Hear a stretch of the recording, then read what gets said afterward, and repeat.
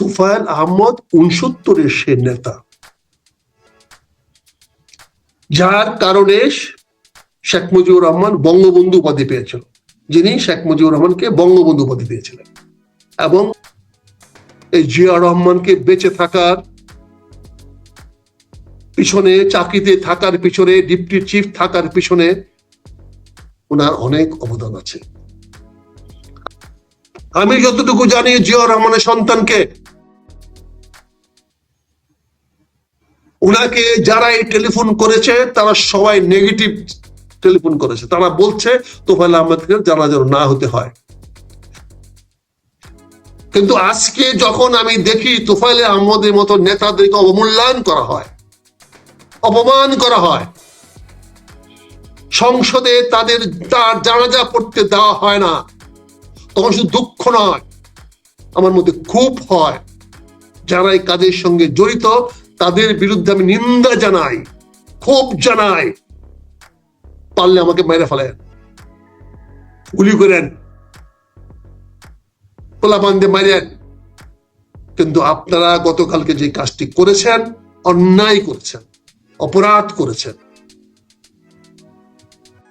একটা জিনিস বললে আমার দৃষ্টতা হবে না, তোফায়েল আহমেদ কিন্তু পাকিস্তানের মধ্যে আন্দোলন করে সারা পাকিস্তানে আইয়ুব শাহীর পতন ঘটিয়েছিল।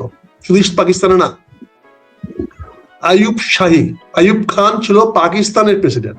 পরবর্তীতে আমরা যখন বাংলাদেশে 69-এ গণ আন্দোলন গড়ে ওঠে, তোফায়েল সাহেবদের নেতৃত্বে আসম আব্দুর রব, নূর আলম সিদ্দিকী, আজকে যে সমস্ত বৈষম্য বিরোধী নেতাদেরকে আমরা অনেক বড় বড় হিরো বানিয়েছি, তোফায়েল আহমদ 69-এর সে নেতা,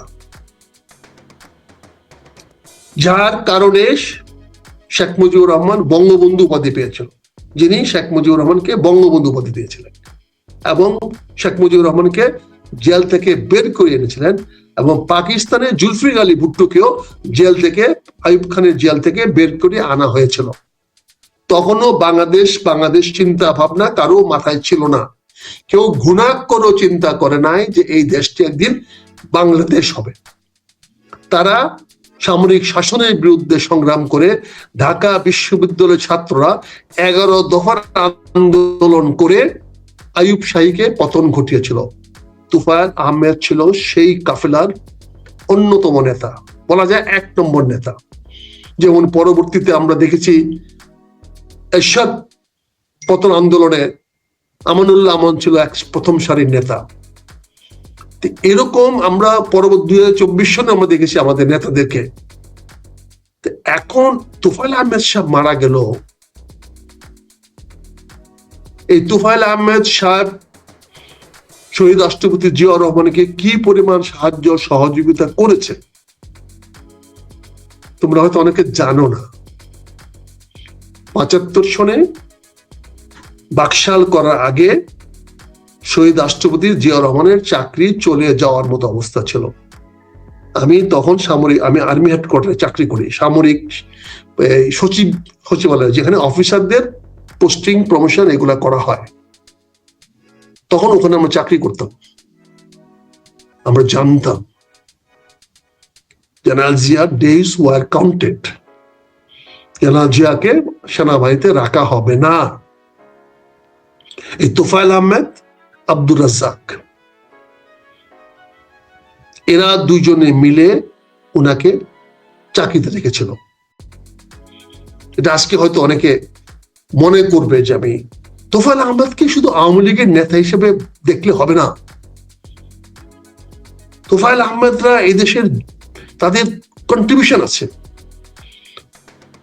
তোফায়েল আহমেদ, আসম রূপ, শাহজাহান সিরাজ, নূর আলম সিদ্দিকী, পরবর্তীতে জীবন তারা কে কি করেছে না করেছে সেটা দেখে লাভ নাই, কিন্তু তারা কিংবদন্তি ছিল, তারা হিরো ছিল।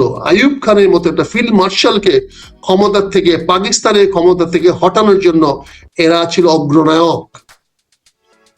পুরো পাকিস্তানে পাকিস্তান আন্দোলনের কারণে আইয়ুব খানের পতন হয়েছিল।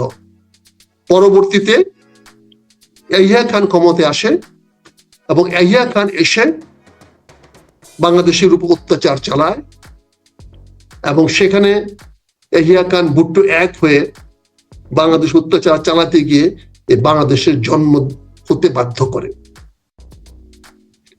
কিন্তু আজকে যখন আমি দেখি তোফায়েল আহমদের মতো নেতাদেরকে অবমূল্যায়ন করা হয়, অপমান করা হয়, সংসদে তার জানাজা পড়তে দেওয়া হয় না, তখন শুধু দুঃখ নয়, আমার মধ্যে ক্ষোভ হয়। যারা এই কাজের সঙ্গে জড়িত তাদের বিরুদ্ধে আমি নিন্দা জানাই, ক্ষোভ জানাই। পারলে আমাকে মেরে ফেলেন, গুলি করেন, পোলাপান দিয়ে মারেন, কিন্তু আপনারা গতকালকে যে কাজটি করেছেন, অন্যায় করেছেন, অপরাধ করেছেন। এই জিয়া রহমানকে বেঁচে থাকার পিছনে, চাকরিতে থাকার পিছনে, ডিপটি চিফ থাকার পিছনে ওনার অনেক অবদান আছে। আজকে কথায় কথায় যারা উসমানী কথা বলেন, এই সেনা বাহিনীতে বিভেদটা কে এনেছে? এই যারা উসমানী, তিনি জেনারেল জিয়াকে সেনাপ্রধান না বানিয়ে জেনারেল শফিউল্লাহকে সেনাপ্রধান বানাতে উনি প্ররোচিত করেছেন বঙ্গবন্ধুকে। আজকে কথায় কথায় বলেন জেনারেল উসমানীর অবদানের কথা। আমরা বলতে চাই না সে আমাদের সিপাহ সালার ছিল, আমরা তো জানি। আজকে কারা জেনারেল জিয়ার বিরুদ্ধে ছিল তাদেরকে আপনি মূল্যায়ন করতেছেন, তাদেরকে আপনি মাথায় তুলছেন। এই জাসদ, এই মেজর জলিল, তারা তো জিয়া রহমানের বিপক্ষে ছিল। এই জাসদ জেনারেল জিয়া হত্যা করতে চেয়েছিল, প্রচুর বিপ্লব করেছে যে এই জাসদ জেনারেল জিয়ার বিরুদ্ধে। আজকে আপনারা জাসদের কথা বলেন।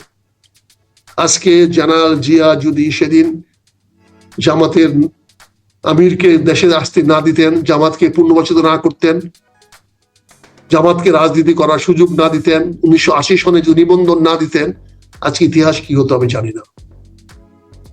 কিন্তু আমার দুঃখ লেগেছে। আমি জামাতের বন্ধুদের বলবো, আপনি যদি আপনার প্রতিপক্ষের কাউকে সম্মান না দেখান, তাহলে প্রতিপক্ষ আপনাকে কেন সম্মান দেখাবে?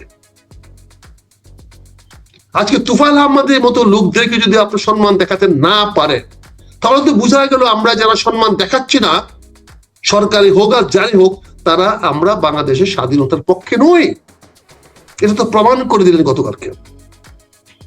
আজকে যারাই তোফায়েল আহমদের মতো লোকদেরকে ন্যূনতম প্রাপ্য সম্মানটুকু দিবে না, তারা বাংলাদেশকে অস্বীকার করার চেষ্টা করছে, তারা বাংলাদেশের মুক্তিযুদ্ধকে অস্বীকার করার চেষ্টা করছে। সেটা তো মেনে নেওয়া যাবে না। আমি বারবার সার্টিফাই করবো, বারবার বলবো যে হ্যাঁ, জামাত ইসলাম মুক্তিযুদ্ধের বিরোধিতা করে না, বাংলাদেশ জামাত ইসলাম মুক্তিযুদ্ধের বিরুদ্ধে নয়। আজকের শিবিরের ছেলেরা, আজকের জামাতের সদস্যরা কেউ স্বাধীনতার বিরুদ্ধে না, মুক্তিযুদ্ধের বিরুদ্ধে না। কিন্তু আপনারা যদি তোফায়েল আহমদকে সম্মান করতে না দেন, তাহলে কালকে যদি তোফায়েল আহমদের দলেরা ক্ষমতায় আসে, কে জানে আসবে না? আপনারা কি জানতেন ক্ষমতায় আসবেন? 15 বছর তো আসতে পারেন নাই, ক্ষমতার কাছেও আসতে পারেন নাই। এই গতকালকে আমরা 2 দিন আগে 30শে মে শহীদ জিয়া রহমানের শাহাদাত বার্ষিকী উদযাপন করলাম। জিয়া রহমানকে রাজাকার বলে গালি দেওয়া হয়েছিল না? কই কিছু করতে পারছেন? শেখ হাসিনা বলেছে না, পার্লামেন্টে দাঁড়িয়ে বলেছিল না? কিছু করতে পারছেন? পারছিলেন কিছু করতে? এই মানিক, জাস্টিস মানিক বলে নাই কিছু পারছিলেন? আজকে দুঃখ। আপনি যদি সম্মান পাইতে চান, আপনি যদি বাংলাদেশের স্বাধীনতার পক্ষে লোকদের সম্মান পাইতে চান, তাহলে স্বাধীনতার পক্ষে যারা ছিল তাদেরকে সম্মান করতে হবে। এটা সময়ের ব্যাপার। আজকের দিনে দিন না, এই দিনে দিন না, এই দিনকে নিয়ে যাবে ওই দিনের পাশে। আপনি সকল দিনকে পরিহার করতে পারবেন না। আজকে আপনি বিজয় হয়ে গেছেন বলে ভাববেন না এই বিজয় আপনি চিরদিন ধরে রাখবেন। আজকে আমরা কেন পারলাম না, কেন তোফায়েল আহমেদের জানাজা আমরা সংসদ ভবনে করলাম না? মেজর হাফিজ সাহেব, আপনি তো ভোলার লোক, আপনি তো এলাকার লোক, আপনি মুক্তিযোদ্ধা, আপনার জাতির সামনে কি জবাব দিবেন? আপনি উত্থান পতন কি আপনি জানেন না? আপনি তো উচিত ছিল ইনিশিয়েটিভ নেওয়ানো। সে একজন সংসদ সদস্য ছিল, ভুলে যান সবকিছু। আপনি পাকিস্তানের সঙ্গে সখ্য করতে পারেন, পাকিস্তানের সেনাবাহিনী বাংলাদেশে আসতে পারে, পাকিস্তান যেন আমাদের অত্যাচার করছিল, মারছিল, কাটছিল, সেই কথা ভুলে গেলেন। আর তোফায়েল আহমেদ তো আওয়ামী লীগের গত 5 বছরে আওয়ামী লীগের তো তার টিওরও তার কথা শুনতো না। তারপরে বলবো ঠিক আছে, আওয়ামী লীগের লোক হিসেবে আপনি তাকে কোন রকম গুরুত্ব দিয়েন না, কিন্তু তার মৃত্যু সংবাদ আপনি জাতীয় টেলিভিশনে বলছেন আওয়ামী লীগের নেতা। তোফায়েল আহমেদ যদি আওয়ামী লীগের নেতা হয়, তা বাংলাদেশের নেতা কে? আজকে আপনি ক্ষমতায় আছেন বলে আপনি বাংলাদেশ নেতা হয়ে গেছেন, কালকে আপনি কার নেতা হবেন? ওই দলের নেতাই তো হবেন। এই যে বারবার আমরা ভুল করি, যখন ইতিহাস আমাদেরকে ইতিহাসের সামনে দাঁড় করায়, প্রতিবারই আমরা ফেল করি, প্রতিবারই আমরা হেরে যাই। আজকে শহীদ রাষ্ট্রপতি জিয়াউর রহমান কিন্তু এই ধরনের কাজ করে নাই। তিনি কিন্তু গোলাম আজমকে বাংলাদেশে আসতে দিয়েছেন, শেখ হাসিনাকে বাংলাদেশে আসতে দিয়েছেন। তিনি প্রচুর যুদ্ধ অপরাধীকে ক্ষমা করেছেন, কিন্তু ওনাকে তো আমরা ক্ষমা করি নাই। এদেশের জনগণ বিরুদ্ধে ষড়যন্ত্র করে কিছু লোকেরা তাকে হত্যা করেছে, তাকে তো বাঁচিয়ে রাখে নাই। আজকে তোফায়েল আহমেদ, তার কাছে আমরা কোনদিন যায়ও নাই, তার সঙ্গে আমাদের কোনো নাই, কিন্তু তোফায়েল আহমেদ 69 গণ অভ্যুত্থানের সে নায়ককে, মহানায়ককে আপনাদের অবমূল্যায়ন করার সুযোগ নাই। তাহলে 24-এর মহানায়কদের অবস্থান কি হবে বুঝতেই পারছেন। এই যে হাদির কথা বললাম, হাদির মতো একটা মহানায়ক ঢাকা শহরে প্রকাশ্যে দিবালোকে হত্যা হলো। আজকে একটি মেয়েকে ধর্ষণ করার কারণে সবাই মিলে আমরা 15 দিনের মধ্যে শাস্তি কামনা করছি, এবং শাস্তি দিতে বাধ্য হবে সরকার যেভাবে হোক। কিন্তু তারপরে আমরা কিন্তু হাদির হত্যার বিচার এখন পর্যন্ত করাতে পারি নাই। 24-এর মহানায়কদের জন্য যদি 3 জনের মধ্যে হিসাব করতে হয়, হাদি একজন। তো শরীফুল ইসলাম হাদির হত্যার বিচার দিনের বেলায় প্রকাশ্যে, যার ভিডিও ফুটেজ আছে, যার নাম ধাম সব পাওয়া যাচ্ছে। এই যে তুমি বললাম মমতা ব্যানার্জি, ভারতের সাবেক মুখ্যমন্ত্রী, মুখ খুলেছেন, তিনি বলেছেন ভারতীয় সরকারের কাছে সে আছে। তাহলে বাংলাদেশ সরকার তো ভারতের সঙ্গে অত্যন্ত সুসম্পর্ক, আমাদের স্বরাষ্ট্রমন্ত্রীর তো সম্পর্ক আরো অনেক গভীর। তাহলে হাদির হত্যাকারীকে কেন বলা হচ্ছে না দেওয়ার জন্য? কেন ডিপ্লোম্যাটিক চ্যানেলে জানানো হচ্ছে না? কেন আমাদের পররাষ্ট্রমন্ত্রী পর্যন্ত 2 বার গিয়েছেন দিল্লিতে এবং ইন্ডিয়ার সঙ্গে দেখা করেছেন, তিনি কেন এই বিষয়টি সেখানে আলোচনা করেন নাই? 24-এর মহানায়কের হত্যার বিচার হচ্ছে না। এই যে কোশ্চেনগুলো আপনারা করতেছেন, 69-এর গণ অভ্যুত্থানের মহানায়ককে আপনারা অবমূল্যায়ন করছেন। আমি আমার বৈষম্য ছাত্র আন্দোলনের নেতাদেরকে বলবো, বাবারে এই দিন না, 69-এর গণ অভ্যুত্থানের সেই হিরো তোফায়েল আহমেদের জানাজায় আজকে স্পিকার যায় না, তার জানাজা সংসদে হয় না। এতবারে এমপি হওয়ার পরেও তোমার আমার জানাজা কি হবে বুঝতেই পারো 24-50 বছর পরে। 24-এর গণ আন্দোলন ইতিমধ্যে ইউনূস সাহেব ব্যর্থ করে দিয়ে উনি এখন পালিয়ে গেছেন প্যারিসে। এখন উনি ফুটবল টুর্নামেন্ট নিয়ে ব্যস্ত থাকবেন, বিশ্বকাপ খেলবেন। কিন্তু বাংলাদেশের বিপ্লবটাকে তো 12টা বাজিয়ে দিয়ে গেছেন।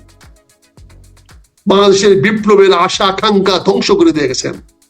উনি সংস্কারের নামে বাংলাদেশটাকে একটা বিশৃঙ্খল অবস্থার মধ্যে রেখে গেছেন। আগামী দিনে কি হবে? বিএনপি যদি সংস্কারগুলো না করে, কোন রাজনৈতিক দলের সাধ্য আছে এই সংস্কারগুলো করাতে বাধ্য করার? পারবে? আর যদি আপনি সেই পথে হাঁটেন, তাহলে পুলিশকে ক্ষমতাশালী করা, বিচার ব্যবস্থায় শক্তিশালী করা, তখন সবাই বলবে। দেশে তো আইন শৃঙ্খলা কেউ হাত তুলে নিতে পারবে না, বিশৃঙ্খল অবস্থা তো কেউ তুলে নিতে পারবে না। আজকে যদি কেউ আইন অমান্য করে, আজকে যদি কোনো শক্তি আইন হাতে তুলে নিতে চায়, তাহলে তো সবাই সরকারকে কঠিন হইতে বলবে, শক্ত হইতে বলবে। আজকে দেখেন না, তেলের দাম বৃদ্ধি নিয়ে আমরা যখন সরকারের শেষ পর্যন্ত তেলের দাম বৃদ্ধি করলো, মেনে নিয়েছি।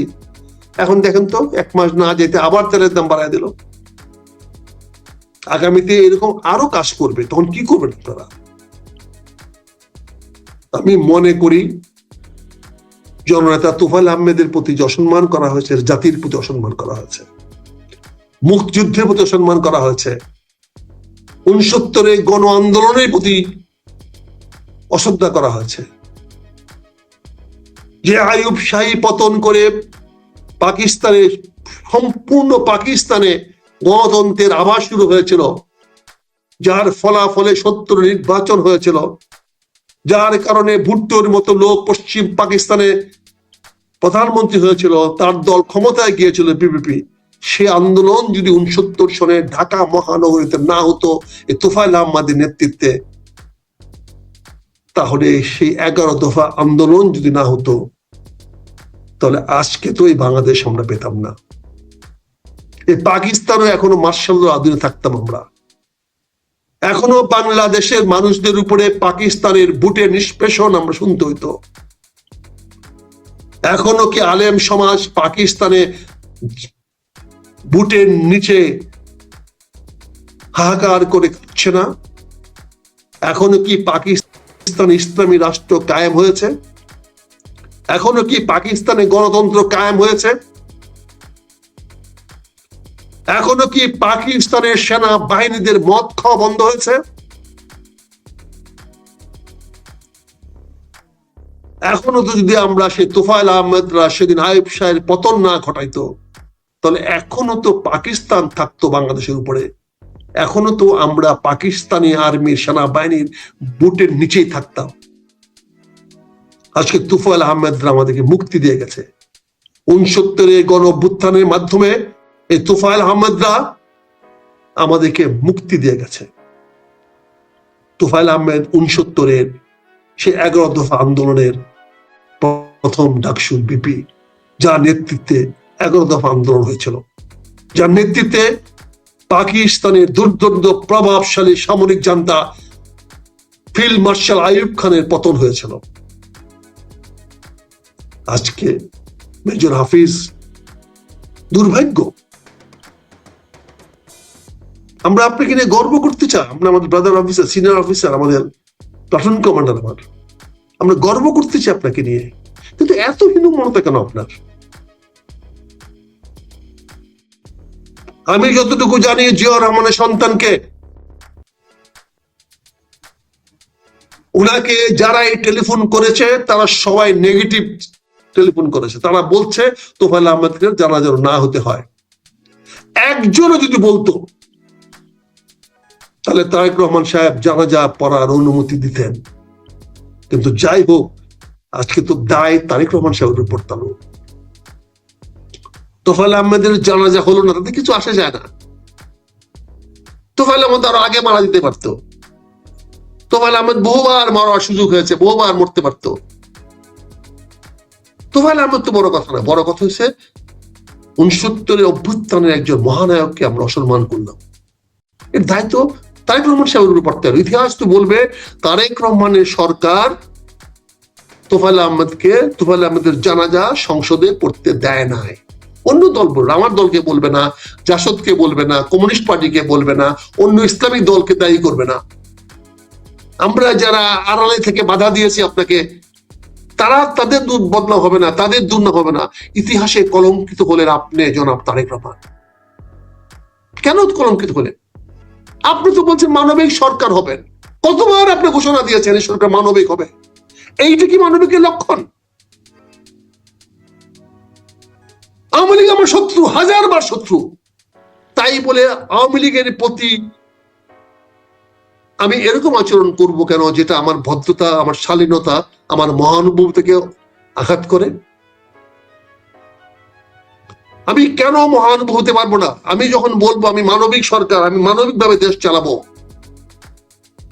সেখানে তুফাইল আহমেদের মতো একটা জননেতা, যে রিয়েলি জননেতা, সত্যিকার অর্থে জননেতা, আজকে বাংলাদেশের ক্যাডার সার্ভিসে চাকরি বাকরিতে হাজার হাজার লক্ষ লক্ষ লোক আছে তার বেনিফিশিয়ারি, যার উপকার তুফাইল আহমেদ করে গেছে।